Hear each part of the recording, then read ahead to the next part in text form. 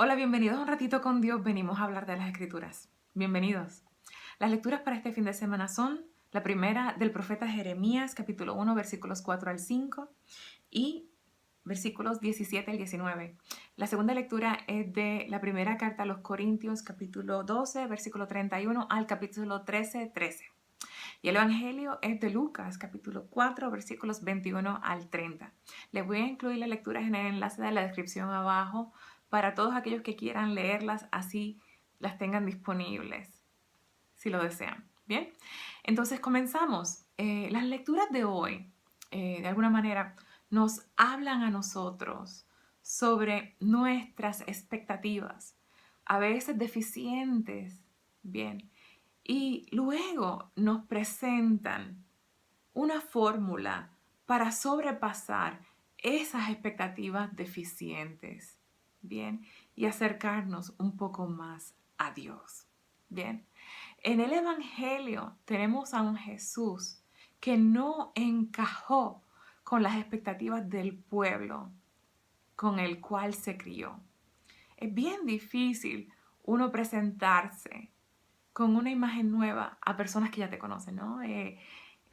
Difícil que vean tus cambios, tu madurez, tu transformación, ¿no? Eso nos pasa a todos. Pero era bien difícil para que el pueblo que vio crecer a Jesús no viera a Jesús, sino como el hijo de José, carpintero. Bien. Entonces Jesús no encajaba con las expectativas de su pueblo. ¿Cuál era el problema de que no pudiera ser Jesús profeta en su propia tierra?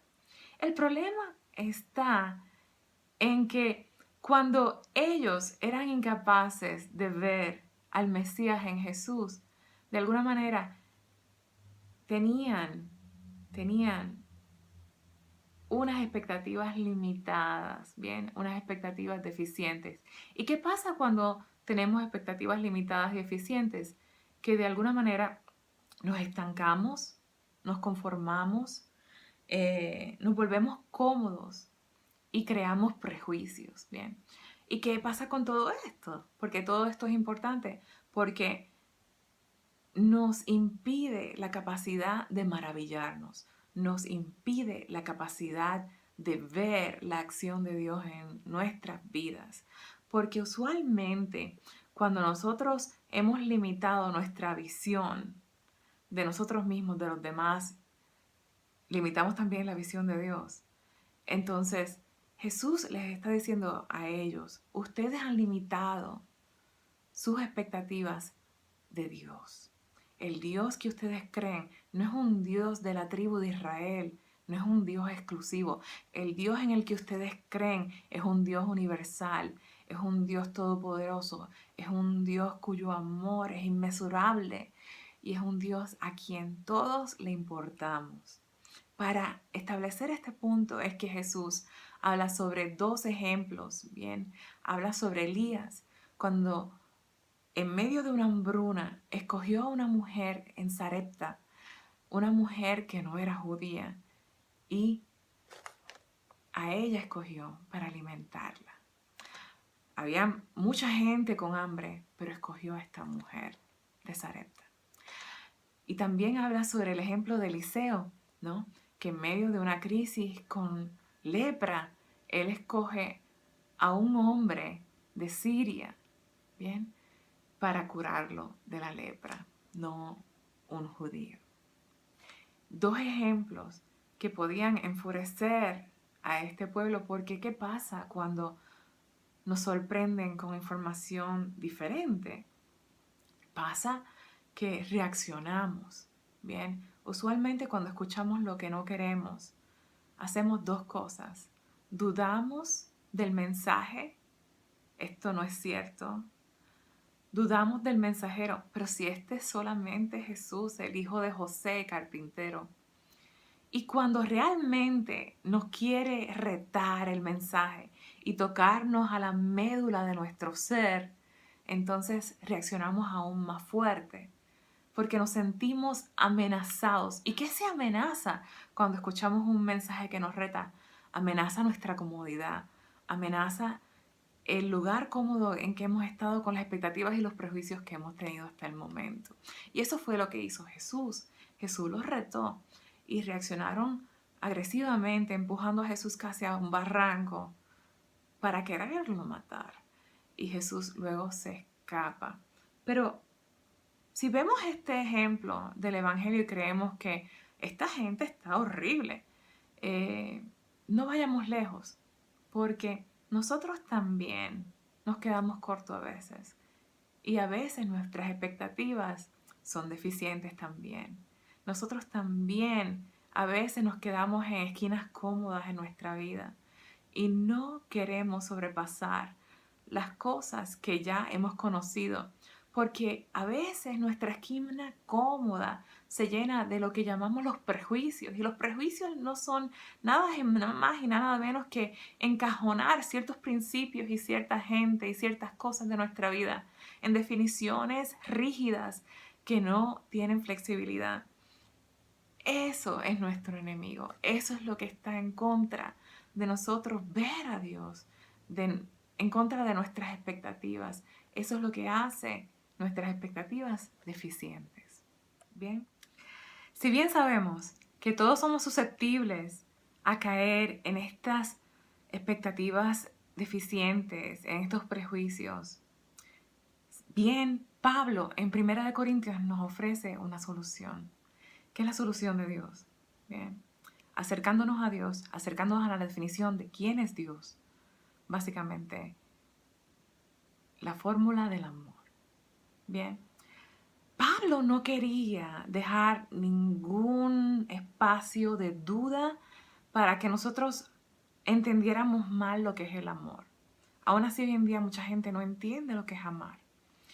Mucha gente piensa que amar es una simple transacción igual, ¿no? Yo te doy tanto, tú me das tanto. Yo te doy un cariño, tú me das cariño. Yo te doy un regalo, tú me das cariño. Yo te tengo una consideración, tú me das una consideración. No, Pablo reta esto porque no es la manera en que Dios ama. Dios nos ama a nosotros sabiendo que nosotros somos imperfectos. Bien, el profeta Jeremías habla sobre Dios conociéndonos profundamente desde el vientre de nuestra madre antes que naciéramos.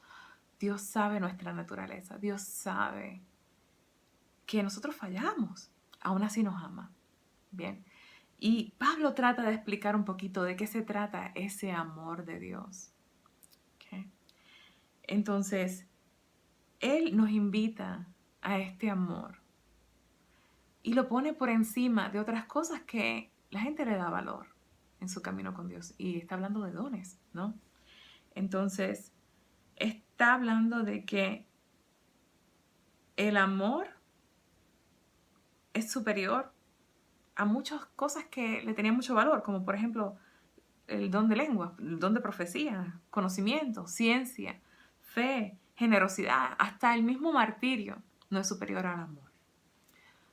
Lo podemos ver de alguna manera diferente, que el amor es un requisito para que todos los demás dones sean auténticos y de verdad nos acerquen a Dios y vengan de Dios. Porque si un don viene de Dios, está lleno de amor. Cualquier don que sea. Bien. Mucha gente que lee 1 Corintios, ese pasaje del amor, termina en lágrimas.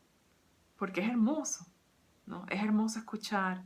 El amor es comprensivo, el amor es servicial, no tiene envidia, el amor no es presumido, ni se envanece, no es grosero ni egoísta, no se irrita ni guarda rencor, no se alegra con la injusticia, sino que se goza con la verdad.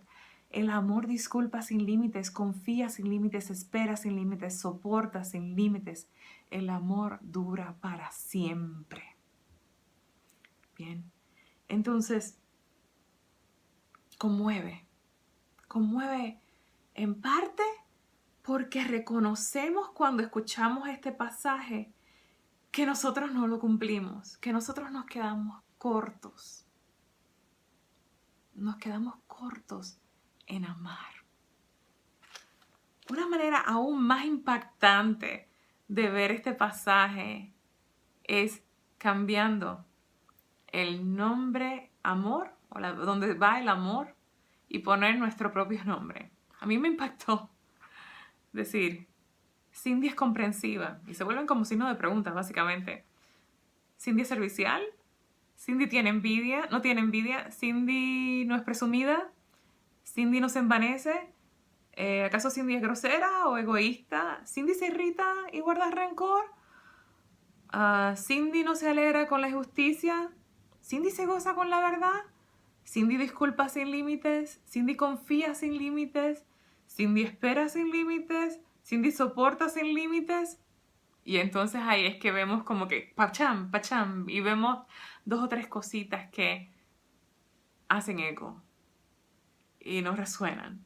Ahora, si sustituimos ese mismo pasaje y ponemos el nombre de Jesús, hace sentido completo, ¿no?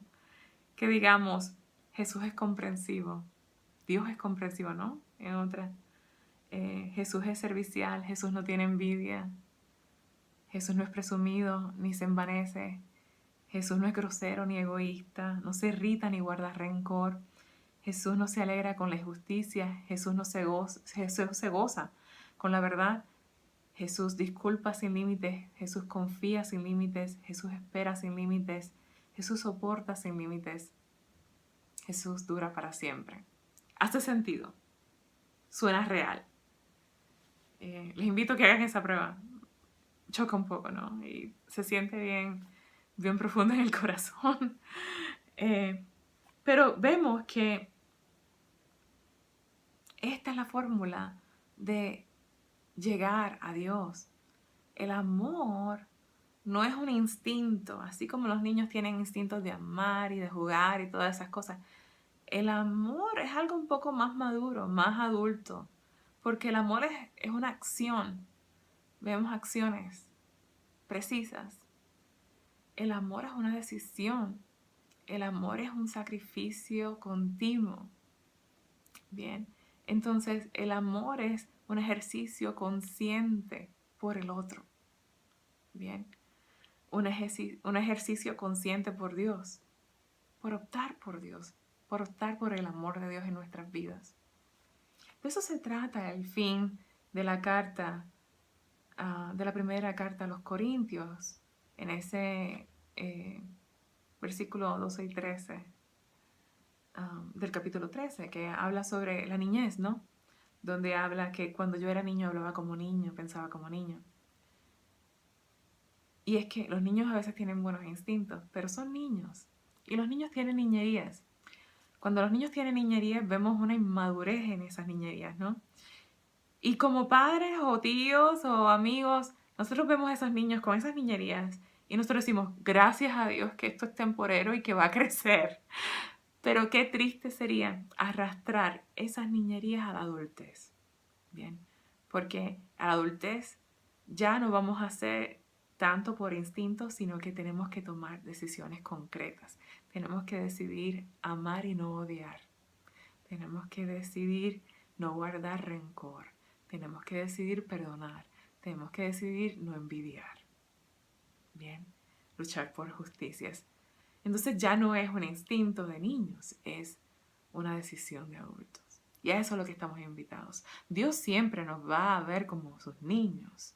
Bien, y Él va a decir, van a crecer, van a crecer. Pero nos toca a nosotros trabajar por esa madurez espiritual, por ese acercarnos a Dios.